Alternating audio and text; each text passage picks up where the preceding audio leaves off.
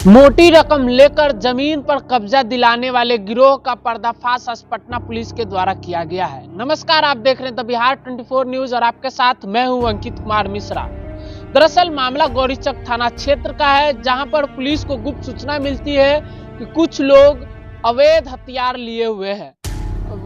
प्राप्त सूचना पर त्वरित कार्रवाई करते हुए गौरीचक थाना द्वारा छापेमारी की गई और छापेमारी के दौरान 11 लोगों को गिरफ्तार किया गया है और गिरफ्तार व्यक्तियों के पास से 2 देसी कट्टा, 4 जिंदा कारतूस, 1 मिस फायर की हुई कारतूस और 11 अंग्रेजी शराब की बोतलें बरामद की गई है और उसके साथ साथ 2 बाइकें, जिसमें से एक बाइक चोरी की थी, उसे भी बरामद किया गया है।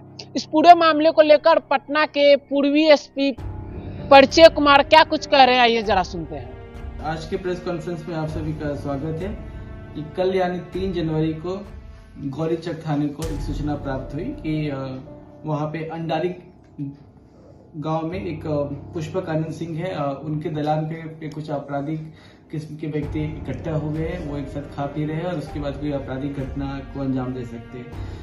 तुरंत घटना इस सूचना का संज्ञान वहां के एसएचओ जो अभी प्रोबेशन डीएसपी विनय कुमार जी है, उनके द्वारा लिया गया और बिना समय गवाए वहां पे रेड किया गया। तो वहां पे रेड करने पे वहां से 2 देसी कट्टा बरामद हुआ, 7 जिंदा कारतूस बरामद हुआ, 1 मिस फायर गोली बरामद हुआ, 11 लीटर से ज्यादा विदेशी शराब बरामद हुआ, जिसमें ओल्ड मॉन्क है और सिग्नेचर है।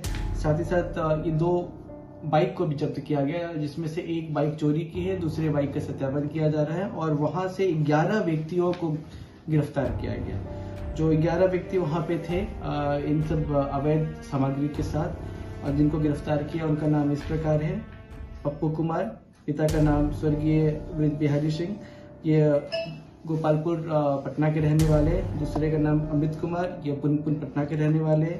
तीसरे का नाम सोनू उर्फ रजनीश, चौथे का नाम अमलेश कुमार, 5वें का गौतम कुमार, 6ठे का संटू कुमार, 7वें का रोशन कुमार, 8वें का सुरजीत कुमार, 9वें का बंटी कुमार, 10वें का मोहम्मद गुलाम और 11वें का मनीष कुमार। जो सूचना मिल रही है, जो अनुसंधान में बात आ रही है, वो ये आ रही है कि ये सभी अपराधी किस्म के व्यक्ति हैं और उस इलाके में जमीन कब्जा वगैरह करने कराने का भी काम किया करते हैं। उस मामले में डराते धमकाते भी है, फायरिंग वगैरह की भी बात इनके द्वारा फास्ट में सामने आई है। ये जो रोशन कुमार है, ये इनका सरगना बताया जा रहा है। हथियार भी इसी के द्वारा कहीं से लाया गया है। हथियार का एग्जैक्ट स्रोत तो इसने बताया नहीं है, हालांकि हमें कुछ एविडेंसेस मिले हैं, इसके आधार पे आगे हम काम करेंगे। तो ये काफी अच्छी उपलब्धि है। मास्टरमाइंड कौन है इस का आपराधिक इतिहास क्या है? जी, आपराधिक इतिहास एक रोशन कुमार का हमें अब तक पता चला है कि इसके पहले भी जेल जा चुका है। इस पे आर्म्स एक्ट वगैरह के मामले पहले से दर्ज है। अन्य 10 अपराधियों का आपराधिक इतिहास के लिए अपने रिकॉर्ड्स वगैरह भी चेक कर रहे हैं। सबका हेड कौन है? रोशन कुमार ही प्रतीत होता है अभी तक, जो भी पूछताछ में निकल कर आया है। जमीन कब्जा करने के लिए जा रहा था, अभी तक कितने जमीन कब्जा कर चुके हैं? ये इनका मोडस ऑपरेंडी है कि जो विवादित टाइप की जमीन वगैरह होते हैं, इसमें यह देखते हैं कि कौन सा पक्ष इनको कुछ पैसे वगैरह दे सकता है, फिर उसकी ओर से डराने धमकाने का काम करते हैं। कुछ मामले पुलिस को रिपोर्ट होते हैं, कुछ रिपोर्ट नहीं भी होते। परंतु जैसा कि आप देख सकते हैं कि ये एक साथ जमावड़ा लगाकर बैठे थे, शराब भी पी रहे थे और भी शराब रखा था। एक चोरी की मोटरसाइकिल थी अवैध अग्नियास्त्र से, जिससे स्पष्ट है कि ये सभी के सभी आपराधिक किस्म के व्यक्ति हैं। इस शराब की तस्करी भी कर रहे थे क्या? बड़े पैमाने पर शराब बरामद? जी, संभव है, लेकिन जैसे आप देख सकते हैं कि 11 व्यक्ति थे, तो और करीब 11 लीटर शराब बरामद हुआ है। तो ये संभव है कि अपने कंजम्पशन के लिए ही लेकर आए। तस्करी की बात के बारे में अभी तक एविडेंस हमारे पास नहीं है। कुछ ऐसी बात निकल कर आती है तो उस पर भी आगे भी करेंगे। जमीन पे कब्जा करने के बाद पार्टी की तैयारी थी क्या है कोई?